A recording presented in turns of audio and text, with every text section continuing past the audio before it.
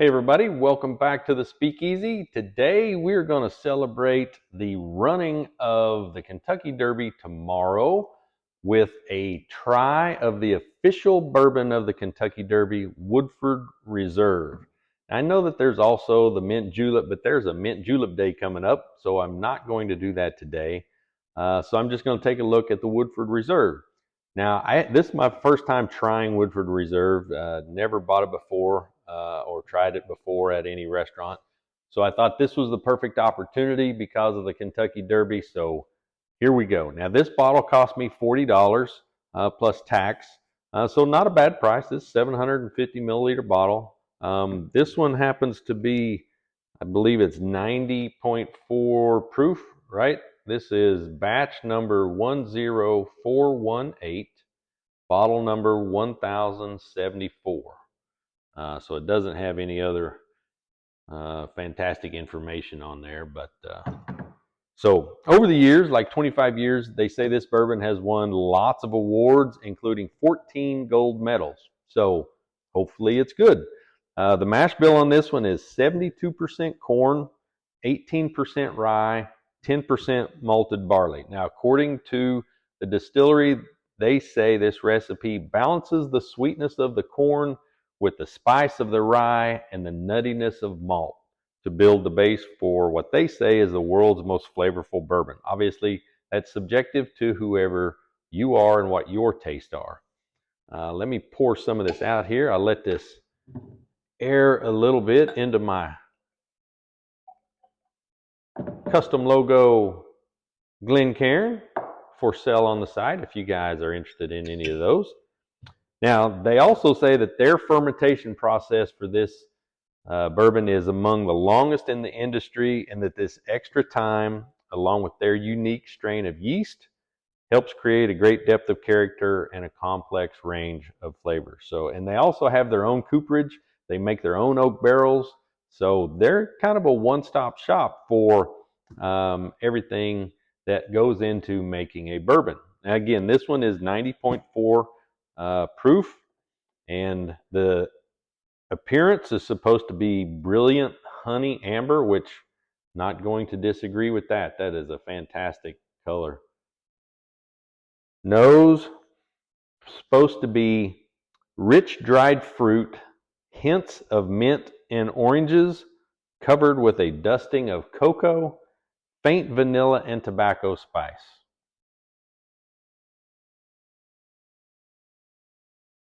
I do smell dried fruit. Couldn't tell you which ones it is, though. It just maybe a combination of different ones, which makes it hard to determine what they are. Don't smell any mint. Maybe a little bit of orange. No cocoa. That's just my nose.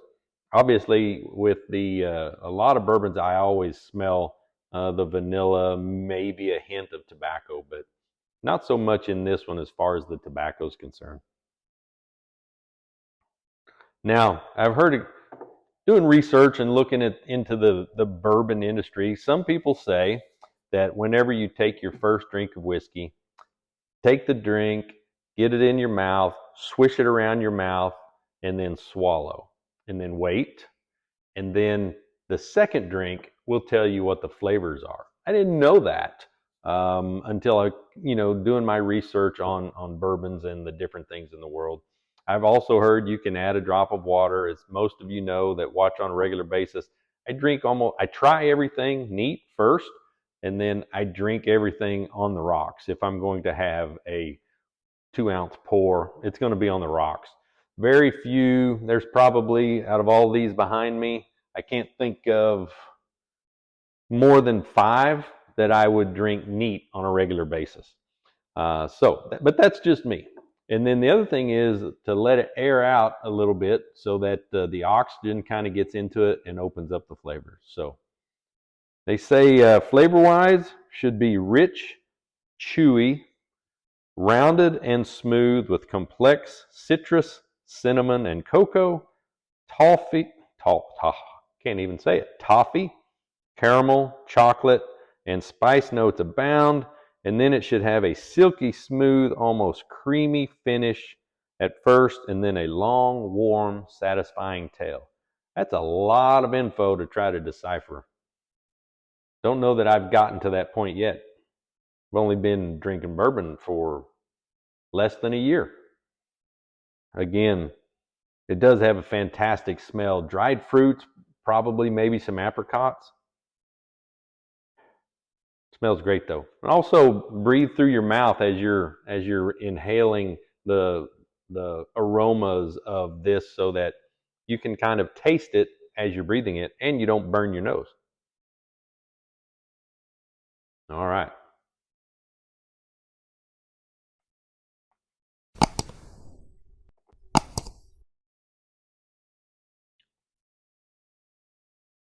Now, if you take a drink like that, swish it around your mouth, you're going to get the burn in your mouth. And I guess, and like they said, it reminded me now because my tongue started salivating. And they say then you take the next drink because you have water, saliva in your mouth now, and it'll help the flavor.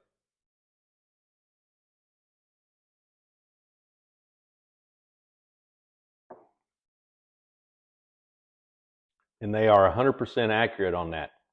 The second drink, zero burn in the mouth. I didn't get a lot more flavor, but this is, again, 90 proof. This is at the lower end of what I like proof-wise. I try to hang right around that bottled and bond 100, a little below, a little above. But this is it's got a good flavor. I don't know that I could pick out all of those flavors they were referring to. The finish, it is a long finish. Now, I don't know if I would call it a creamy, what they say, silky smooth, almost creamy at first, a long, warm, satisfying tail. Warm, yeah, but not warm so much as heat, burning. Just a nice warm, is a little smooth, and it is not bad. Again, I don't think that I would regularly drink this neat. It's going to be on the rocks for me.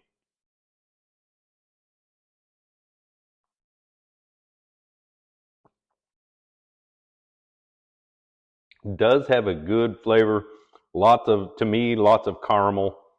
Not very oaky. Now that reminds me, a friend of mine a couple of weeks ago had some Woodford double oaked, and I'll be honest, I thought, wow, I really would like to try that. And again, I had not had this before, so I tried the double oak before I tried this, and I did not like the double oaked at all. I don't know if a double oak is way too much oak for me. I had tried other whiskeys that evening, so I don't know if that kind of biased my mouth flavors. Not real sure, but I probably won't go back to the double oak. I won't buy a bottle of it. I'll try it somewhere else. Somebody has some. Somebody brings some over. I'll try some double oak as a drink on its own. But I'm not going to buy a bottle of double oak because I don't know if I'm going to, again, not like it and waste the money on it. This one is good.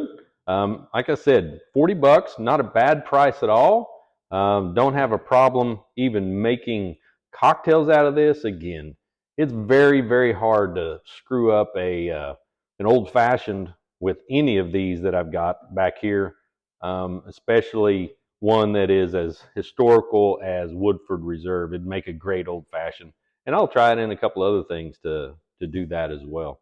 But that's what we have here today, Woodford Reserve. Hope you enjoyed the Kentucky Derby if you like that. Again, good, solid bourbon, not a bad flavor, not overpriced, definitely should be on your shelf. Appreciate you guys coming to the Speakeasy, checking this out today. Hope you subscribe, like the channel, tell your friends. Check out my site, SCALPER'S.com. Check out all the merch that I have available. Appreciate it. You guys come back and see me the next time.